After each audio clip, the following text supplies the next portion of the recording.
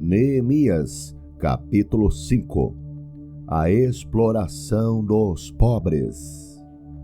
Algum tempo depois, muitas pessoas, tanto homens como mulheres, começaram a reclamar contra os seus patrícios judeus. Alguns diziam: as nossas famílias são grandes e precisamos de trigo para nos alimentarmos e continuarmos vivos. Outros diziam: para não morrermos de fome, nós tivemos de penhorar os nossos campos, as nossas plantações de uvas e as nossas casas, a fim de comprar trigo. E outros ainda disseram: tivemos de pedir dinheiro emprestado para pagar ao rei os impostos sobre os nossos campos e plantações de uvas. Acontece que nós somos da mesma raça dos nossos patrícios judeus e os nossos filhos são tão bons como os deles. No entanto, nós temos de fazer com que os nossos filhos trabalhem como escravos. Algumas das nossas filhas já foram vendidas como escravas. Não podemos fazer nada para evitar isso, pois os nossos campos e as nossas plantações de uvas foram tomados de nós. Quando eu, Neemias, ouvi essas queixas, fiquei zangado e resolvi fazer alguma coisa. Repreendi as autoridades do povo e os oficiais e disse: vocês estão explorando os seus irmãos. Depois de pensar nisso, eu reuni todo o povo a fim de tratar desse problema e disse: de acordo com as nossas posses, nós temos comprado dos estrangeiros os nossos patrícios judeus, que tiveram de se vender a eles como escravos. E agora vocês, que são judeus, estão forçando os seus próprios patrícios a se venderem a vocês. As autoridades ficaram caladas e não acharam nada para responder.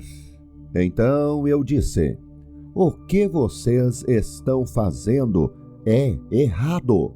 Vocês deviam temer a Deus e fazer o que é direito, em vez de dar aos nossos inimigos, os não-judeus, razão para caçoar de nós. Eu e os meus companheiros e os homens que trabalham para mim temos emprestado dinheiro e trigo ao povo. E agora vamos perdoar essa dívida. Portanto, vocês também perdoem todas as dívidas deles, dinheiro, vinho ou azeite, e devolvam agora mesmo os seus campos, as suas plantações de uvas e de oliveiras e as suas casas. As autoridades responderam: está bem, nós vamos fazer o que você está dizendo. Vamos devolver as propriedades e não vamos cobrar as dívidas. Então eu chamei os sacerdotes e fiz as autoridades jurarem que cumpririam essa promessa. Depois tirei a faixa que usava na cintura e a sacudi e disse: é assim que Deus vai sacudir qualquer um de vocês que não cumprir a sua promessa. Deus tirará dele a sua casa e tudo o que ele tem e o deixará sem nada. E todos os que estavam ali disseram: Amém, que assim seja. Aí louvaram a Deus, o Senhor, e cumpriram a promessa que haviam feito. Durante os 12 anos em que fui governador da terra de Judá, desde o ano 20 do reinado de Artaxerxes até o ano 32, nem eu, nem os meus parentes comemos a comida a que eu tinha direito como governador.